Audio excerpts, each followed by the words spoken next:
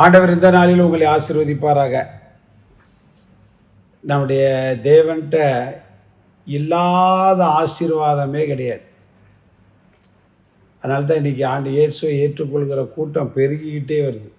ஒரு கூட்டம் அழிக்கணும்னு நினைக்கிறாங்க, அதெல்லாம் நடக்குமா அப்படின்னா முடியாது. ஆண்டவர்கிட்ட திரளான ஆசீர்வாதங்கள், இந்த உலகத்தில் வேற எவன்றையும் இருக்காத ஆசீர்வாதம் ஆண்டவர்கிட்ட மிக முக்கியமாக 2 இருக்குது. என்ன அப்படின்னு பார்த்தீங்க அப்படின்னா, தானியேல் அதை மிக தெளிவாய் சொல்லுகிறார். தானியேல் 9ஆம் அதிகாரம் 10ஆம் வசனத்தை வாசிக்கிறார். ஆனாலும் எங்கள் தேவனாகிய ஆண்டவரிடத்தில் இரக்கங்களும் மன்னிப்புகளும் உண்டு. அல்லேலூயா. கர்த்தருடைய நாம மகிமை. அருமையான வார்த்தை. தேவனிடத்தில் ஆசீர்வாதம் இருக்குது, விடுதலை இருக்கிறது, ரட்சிப்பு எல்லாம் இருக்குது. அதில் விசேஷம் என்ன அப்படின்னா, இந்த உலகத்தில் வேறு எவன்ட்டி இல்லாத காரியம் என்ன அப்படின்னா, இரக்கங்களும் மன்னிப்புகளும் உண்டு.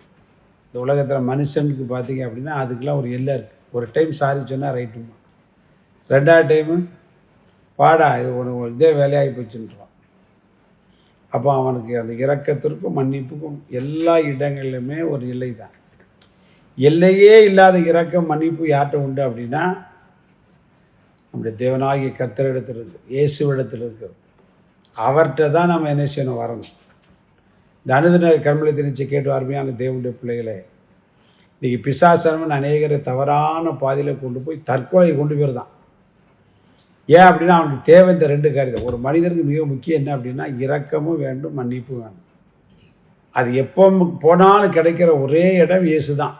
ஏன்னா அவர் ஒருவர் தான் நமக்காக சிலுவையில் ரத்தம் சிந்தினவர், பாடு சகித்தவர், சிலுவை சுமந்தவர். நமக்காக அவர் பட்ட பாடுகள் அவருக்கு தான் தெரியும். அவ்வளவு வேதனை அடைந்தவர். பார்க்கத்தக்க ரூபம் அவருக்கு இல்லை. மயிர் கத்திரிக்கிறதுக்கு முன்பாக சத்தமிடாத இருக்கிற ஆட்டை போல இருந்தார். அதனால தான் அவர்கிட்ட மன்னிப்பு இறக்கம்.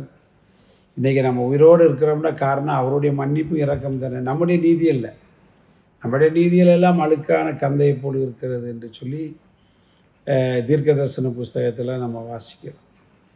அதனால் அவருடைய இரக்கமும் மன்னிப்பு தான் இதுவரைக்கும் வாழப்படுகிறது. அதனால் நீங்கள் தவறான முடிவுக்கு போகிறீங்க. எப்பேற்பட்ட விழுகிறவன் எழுகிறது இல்லையா, அவர்கிட்ட ஒருவனும் உமக்கு முன்பாக நீதிமான் அல்லாததினாலே என்று தாவீது சொல்லுகிறது பாருங்கள். அதனால் இந்த பிசாசுக்கு வேலை நீங்கள் செய்த இந்த பாவத்தையே சொல்லி சொல்லி சொல்லி சொல்லி உங்களை கெடுத்து நரகத்துக்கு நேராக, தற்கொலைக்கு நேராக, அல்லது பாவத்துக்கு நேராக என்ன செய்வான், நடத்துவான். நீங்கள் அதனால் அப்படி நிலைமைக்கு போயிடாதீங்க. இந்த கர்மலத்தை நிச்சயிக்கிற அருமையான தேவனுடைய பிள்ளையே, உங்களுடைய வாழ்க்கையில் இன்றைக்கி ஆண்டவர் உங்களோடு இந்த வாரத்தோடைய இந்த கடைசி நாளில் சொல்கிறாரு, ஏன்ட்ட இறக்கம் இருக்குது, மன்னிப்பு இருக்குப்பா, நீ வேறு எங்கேயா போய் மாட்டிக்கிடாத, தவறான முடிவுக்கு போகாத. நீங்கள் ஆண்டவரை மட்டும் விட்டுறவே செய்யாதீங்க. பேதுரு பத்தியில் சபித்தான், சத்தியம் பண்ணான், மறுதளித்தான். ஆனால் இயேசுனதை முருக பிடிச்சிக்கிட்டான். எங்கே நான் போவையா, ஏற்கனவே அவன் தான் சொன்னான், யாரிடம் சொல்லுவோம் நித்திய ஜீவ வசனங்கள் உம்மிடத்தில் இருக்கிறதே அப்படி சொன்னவன் இயேசு உயிர்த்தெழுந்த பின்பு அவர்கிட்டே சரண்டர் ஆகிட்டான்.